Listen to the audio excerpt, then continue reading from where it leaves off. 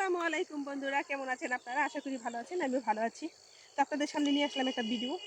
তা যাই হোক, মনে করেন আমি অনেকে আমাকে বলছে যে তুই ভিডিও কর, যাই কর, কখনো তুই কোনোদিনও তুই ভাইরাল হতে পারবি না। কারণ তোর কথার মধ্যে ভুল আছে, তোর লেকচার হয় না, তুই কখনো টকশো করতে পারবি না। আমাকে মানুষ বলতো। তো কারা বলতো? আমার ভাই বোনেরাই বলতো, হিংসা করতো, ঠিক আছে, হাসাহাসি করতো।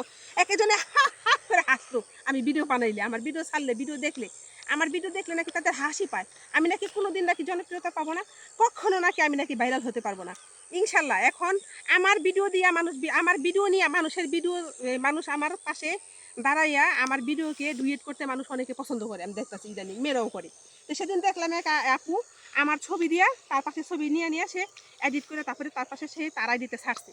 তো তার আইডিতে ছাড়ছে, আমার ভিডিও যদি কোনোদিন কেউ ছাড়ে আমি তারে কোনোদিনও কপিরাইট দিব না। আমার ভিডিও চুরি করে ছাড়লো, আমি তাকে কপিরাইট দিব না। কেন দিব না? ফেসবুক কিন্তু জানে যে আমি আগে ভিডিওটা ছাড়ছি, তারপরে আমার ভিডিওটা সে নিছে, সে নিয়ে আমার ভিডিও ছাড়ছে, সেখানে তার ভিউজ হয়েছে, সেখানে আমার কোনো কথা বলার কোনো প্রশ্ন ওঠে না। এমনকি আমার ভিডিও চুরি করলো তাকে আমি কখনো বলবো না যে তুই কেন আমার ভিডিও চুরি করলে আমি তাকে কপিরাইট দিব, আমি টুকলো দিব না। কেন দিব না?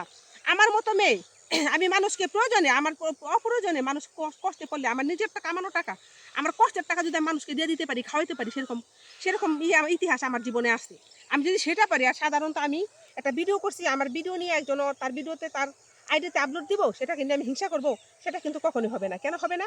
কারণ আমি চাই যে আমার ভিডিও নিয়ে যদি একজন যদি করে পয়সা কামায়, সে কামাবে, সমস্যা নেই। কারণ পয়সা কামানোর জন্য কিন্তু এখানে আমরা সবাই আসছি। সে যদি আমার ভিডিওটা নিয়ে যদি একটু পয়সা কামাইতে পারে, ইনকাম করতে পারে, তার যদি ডলার আসে, এখানে আমার কোনো সমস্যা নেই। হয়তো আমার ভিডিওটা আপনাদের একটু বেশি বড় হয়ে যাবে, তাতে সমস্যা নেই। একটু ভিডিওটা দেখবেন যে আমার ভিডিওটা যদি কেউ বড় লোক হয়, আমার কোনো আসে যায় না। কেন আসে যায় না? কারণ আমি মনে করি যে একজন মানুষকে ভালোবাসলে তার ছবি কি করে দেয়ালে টানায়।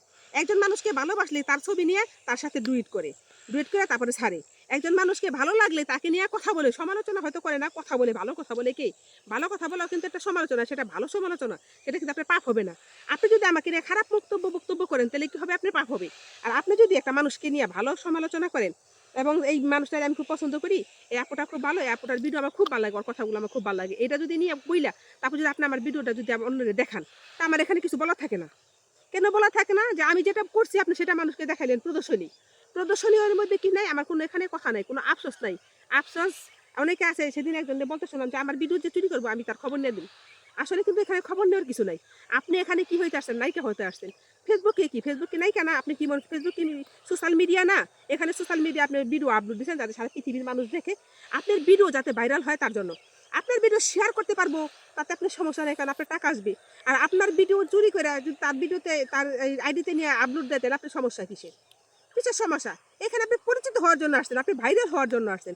হয়তো বা কি হয়েছে, আপনার যে ভিডিওটা ছাড়ছেন সেই ভিডিওটার মধ্যে আপনার ভিউজ কম হয়েছে, আর আপনার ভিডিওটা যে ছাড়ছে তার ভিডিওতে কি হয়েছে, ভিউজ একটু বেশি হয়েছে। এতে কি করবেন না? হিংসা করবেন না। হিংসা করার কিছু নেই।